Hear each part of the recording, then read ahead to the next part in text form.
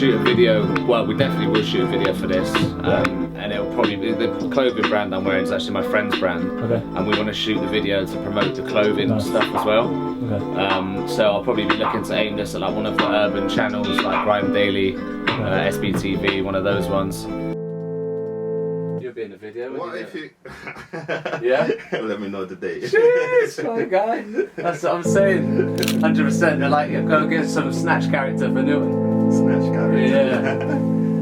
You could be the driver, innit? Mickey. I turned up and I had all these new tracks ready to perform, and it was like outside, they put the stage essentially away from the main area where people were sort of milling around. Yeah. I ended up performing to like a pigeon. No. 2 kids and a pigeon, and I had like a 5-track set. And it was just, you know what I mean? How old are you, Zain? 28. Okay, you're the same age as well. Yeah. Okay, that's bizarre. When are you 29? Next year. Okay, great. So you're a year below. I'm 29, so I'm 30 next year. Yeah. Fucking 30. It's these, like, you know, this the continual finish work, travel an hour and a half from Ealing to South Bermondsey, come in, get in here, work all night, go home, and I'm just building power. Like, every time I'm like, yeah, nothing's gonna stop this shit. You know what I mean? People can say no a million times, but I'm getting better and better and better. And that repetitive, just going through the motions is everything, I think. Yeah. Hopefully next year's the year. I feel like 2020 will be the year we get a break, I think. This is like the road. This is, yeah. Let's state that now. Actually, it's the road to me finally leaving my job as a software salesman. Yeah.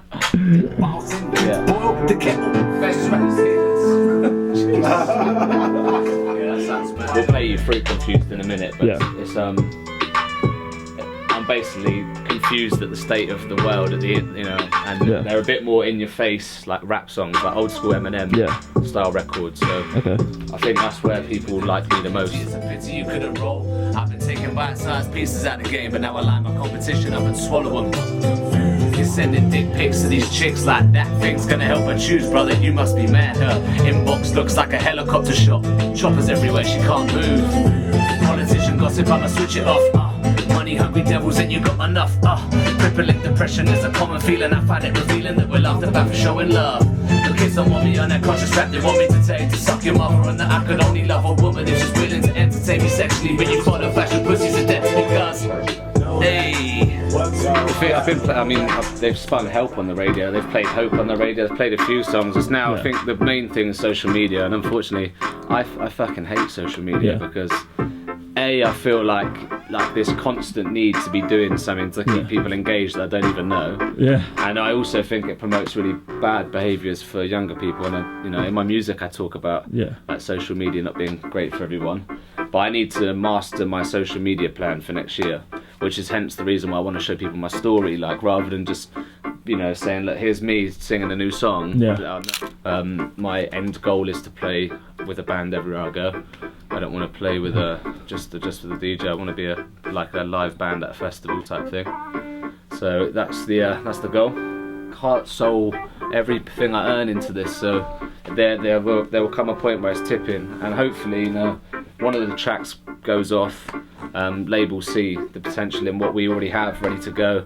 Say, look, here's an advance. Go and make an album. Go and do X, Y, Z. Put us on the back of someone's tour or something as a warm-up act. Yeah. And then from the back of that, I can recoup all the money I've spent. So I'll either get stinking rich from it, or I'll end up pouring every penny into it. But I'll still be smiling at the end of the day. I love it. You know what I mean?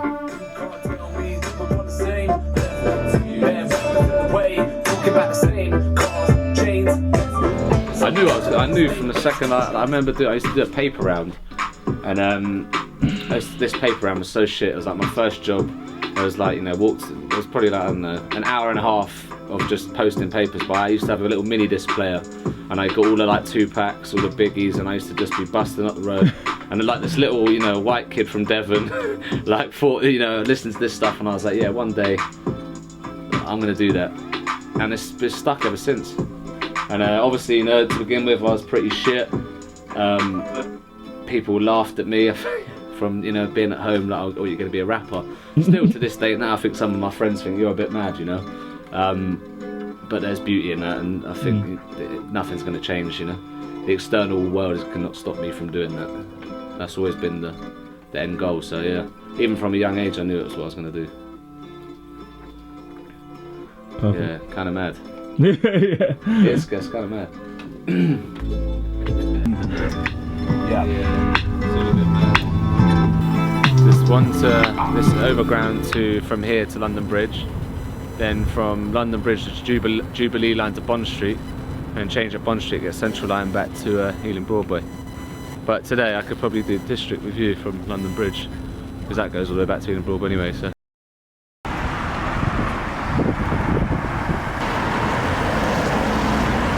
Ever the English gentleman with my cup of tea in the pub rather than it's too early for beers, isn't it? I've been better actually. I'm slightly run down, but I've just been overdoing it the last couple of weeks. I was born in Exeter and moved down to Devon shortly after that. Lots of fond memories, lots of bad memories there as well, but mixture of the both, and I think most people have that with their hometown. By day I am a software salesman for a company which sells unified communication solutions to businesses. I never pictured being sat at a desk, spending my entire day on the phone, answering to somebody and being judged purely on my numbers. I'm not trying to sugarcoat a lot of stuff. I'm going to keep whatever I say very real. I think people would, if you're into rap music, I think you'd probably find the lyrics quite funny as well. I kind of poke fun at things that are the norm right now.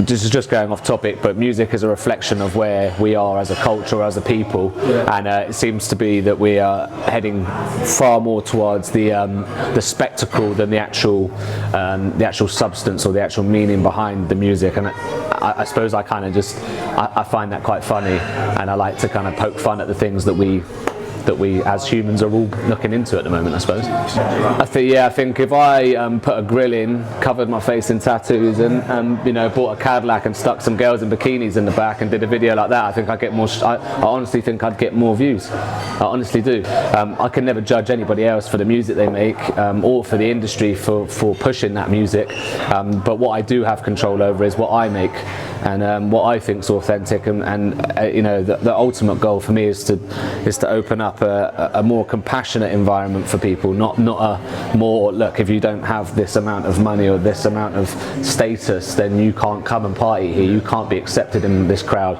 I'd like anyone who's coming to my shows to, I don't care, like, you are welcome, that's what I want to give off. In order to do something like that I'm trying to do with music, or whatever it might be for anybody else, if you have something that's your main goal, you really, that has to be like so deeply ingrained. Otherwise you won't make it through the hurdles. Like, there's been so many things along the road to where I am now, with having my own studio space, to being able to afford to do the things that I need to do in order to push the music. There's been so many things I've had to go through and jump over or get past in order to get here, that if I wasn't wholeheartedly believing in myself and in the ability to learn and to get better and to one day headline Glastonbury, if I didn't see that and I couldn't feel that, then I would never get here. So for anyone who's in a similar situation, if you're younger and you're thinking, this is what I want to do, you can do it. You can 100% do it, but you have to really want it. I love the struggle. Yeah, the struggle's making me. I mean, like we were talking about yesterday, when I'm sat on that train half 2 in the morning on a work night, and I get 3 hours, a couple hours sleep, and I'm straight back at work the next day. Yeah, obviously it's taxing, but I know then the night before I'm one step closer. I'm getting slightly better every time, and now I've fallen in love with the journey and the struggle of it rather than the end goal. Just like, what would you tell 18-year-old Ben right now? 8-year-old or 18-year-old Ben? Don't be so tough on yourself. Don't be so hard on yourself. Take time to understand who you are, and make sure that you make your choices based upon who you are, not based upon what you think people want you to be. Millions of people in the world right now that feel inadequate or not enough in any type of format. It doesn't just have to be based around music, but my bigger purpose is to encourage everybody to feel enough, and to show that just because the world is a certain way, it doesn't mean that you can't change it. And I'll change it, and hopefully my example will encourage other people to change it too. And lastly, punchy or smooth? Oh, crunchy, baby. I'm smooth enough already. It's a wrap. My guy.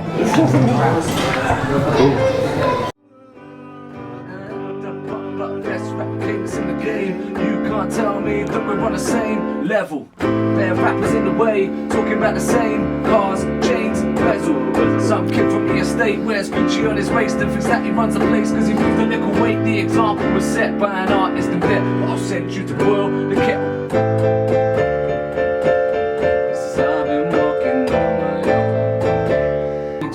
I could beat you in the street, I could beat you on gruff. Yeah, there's a fast thing now. So, you run gruff, I could beat you in the blast, I could run up in the back, baby drop you in the dance, I could do you on the stage. Anywhere I go, every record's getting played. Now I'm running around the place, riding up a bass. I remember days, no smile on my face. Yeah, it's all about the.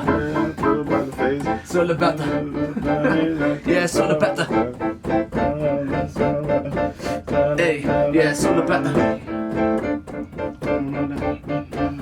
It's all about the.